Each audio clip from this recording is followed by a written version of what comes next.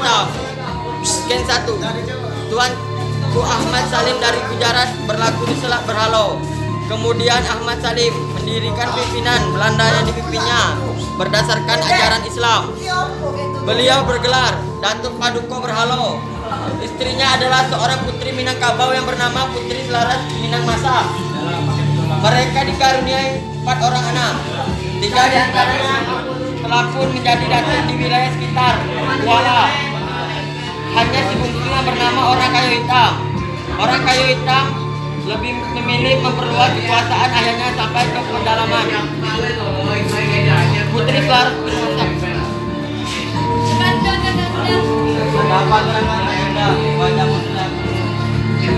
Aku hanya sedikit khawatir, Aki. Akan kubagikan mereka semua. Anak yang pertama masuklah. Anak pertama pun datang.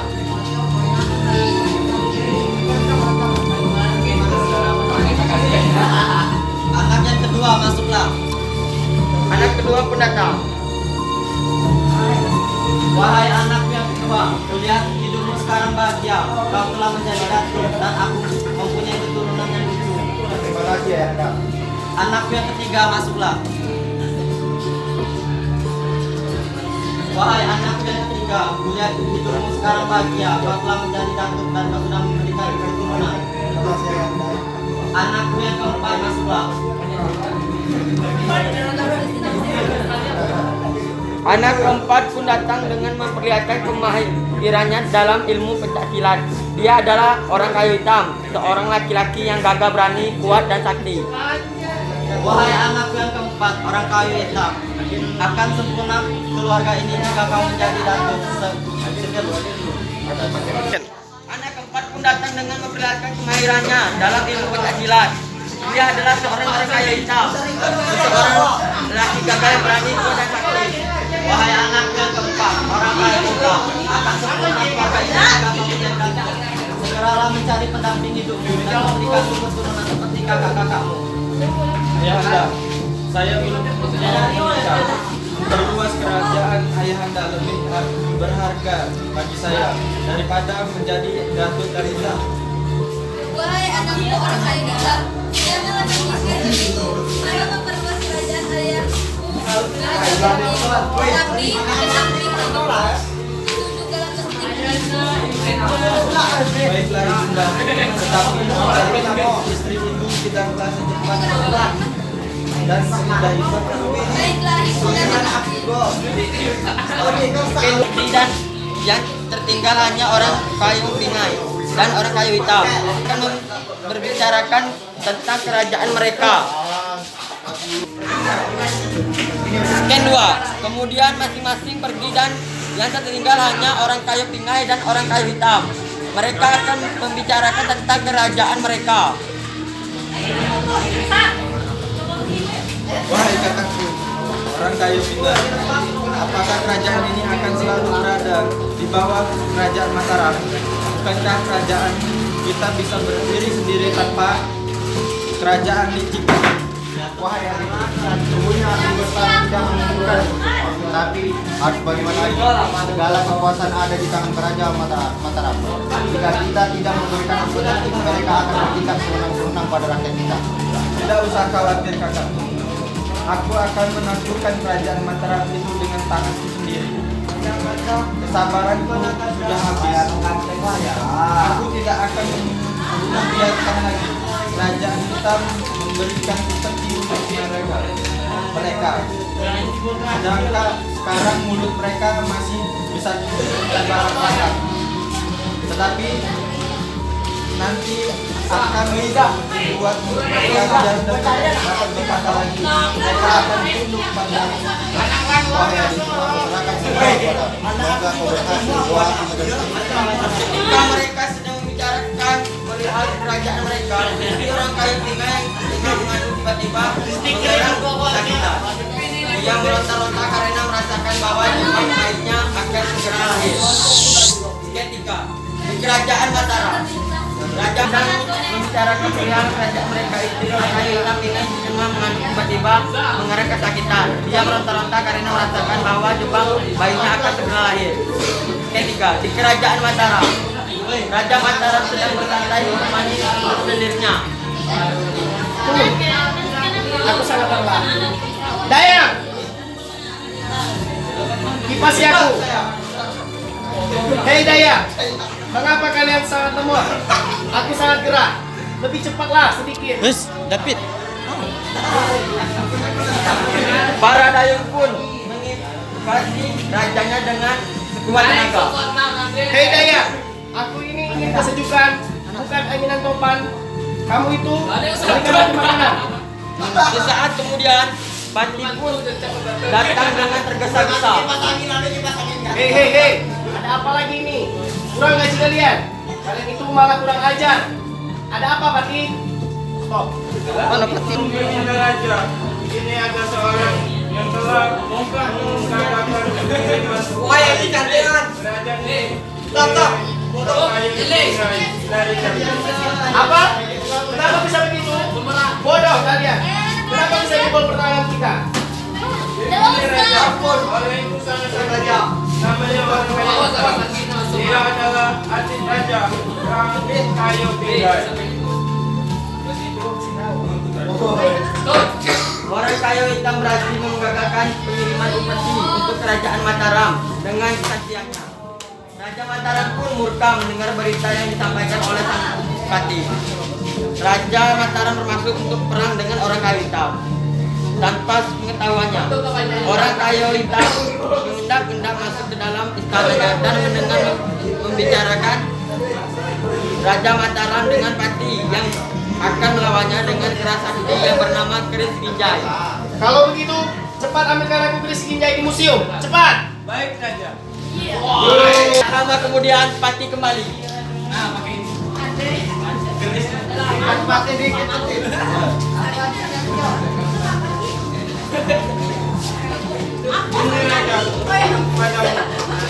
Belum sempat terambil Raja Mataram, orang kayu hitam dengan sigap menenggak garis itu dan terlempar. Hei, siapa kau? Berani-beraninya kau masuk ke dalam istana tanpa izin. Aku adalah orang kaya hitam. Jadi, kau yang bernama orang kayu hitam. Aku sama sekali tidak takut denganmu. Aku tidak akan pernah diam bila kerajaanku selalu kau injak, selalu di bawah kerajaan licik sepertimu.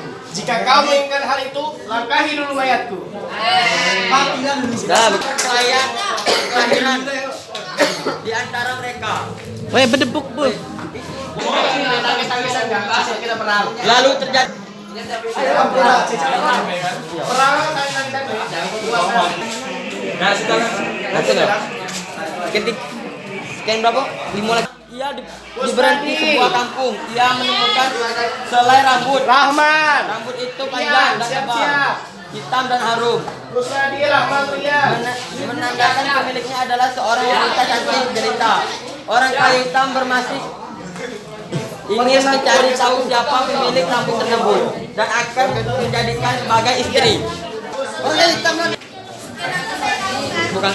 rambut ini harum dan halus sekali. Siapakah gerangan pemilik rambut ini? Puja hatiku. Permisi, maaf saya mengganggu. Maaf, saya ingin menanyakan siapa gerangan pemilik rambut yang panjang lagi harum ini. Maaf, Anda siapa sebenarnya? Wajah saudara sangat asing. Saya di sini hanya singgah sebentar. Kebetulan saya menemukan rambut ini, jadi saya bermaksud untuk mencari tahu. Ini rambut ratu kami, namanya Ratu Mayang Rai. Benar, dia sangat cantik, rambutnya panjang. Dia lebih baik. Jika diizinkan, boleh saya tahu letak kerajaan ratu Putri kalian? 1, Putri 2 siap-siap. Putri 1 Anggia. Tempat harga itu menjelaskan ada dua orang putri pegawai kerajaan datang menghampiri. Kedua putri itu terkenal dengan sifatnya yang jahil, sombong dan licik. Siapa ini wahai pemuda? Nama saya orang kaya hitam. Saya hanya singgah di kampung ini dan saya ingin mencari pemilik rambut ini.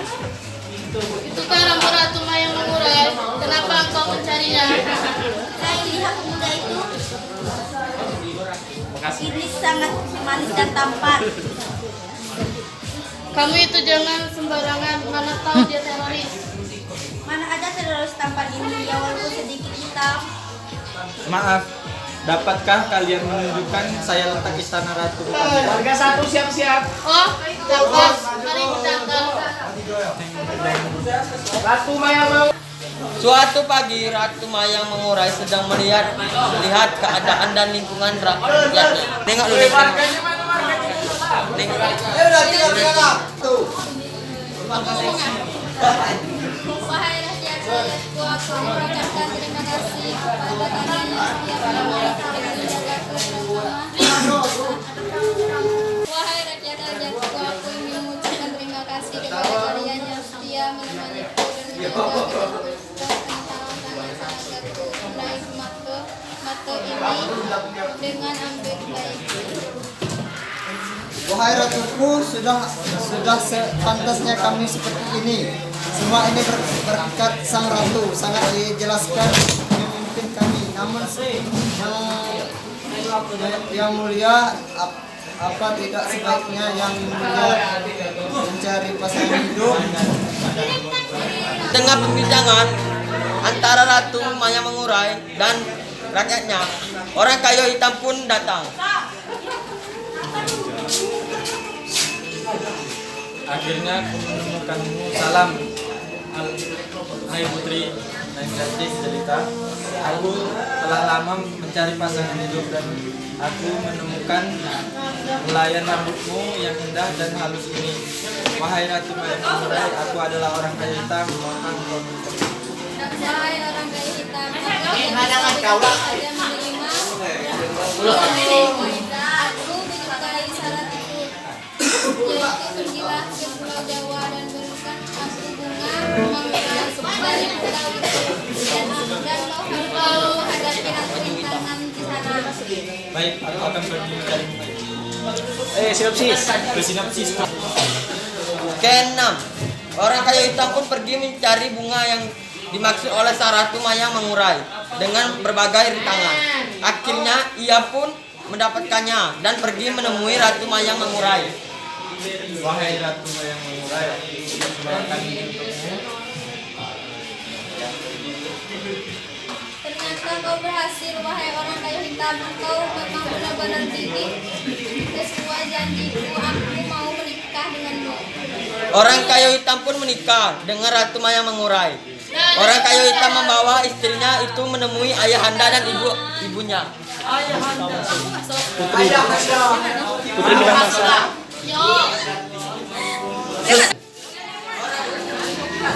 Orang kayu hitam pun menikah dengan Ratu Mayang Mengurai. Orang kayu hitam membawa istrinya itu menemui ayahanda dan ibunya.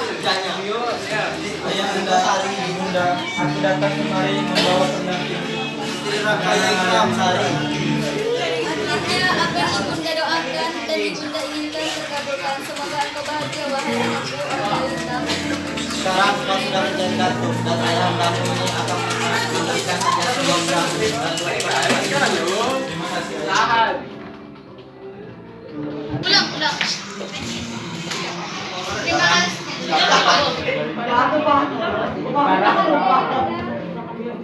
Wahai anakku yang keempat, orang kayu hitam, aku lihat anakmu sudah bahagia. Kau sudah mendapatkan pendamping.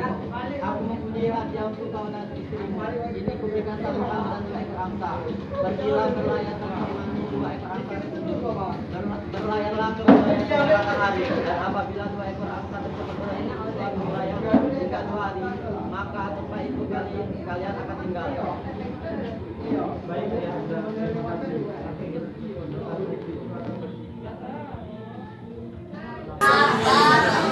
Setelah menyusuri sungai Batanghari, kedua angasa tersebut berhenti dan menginap.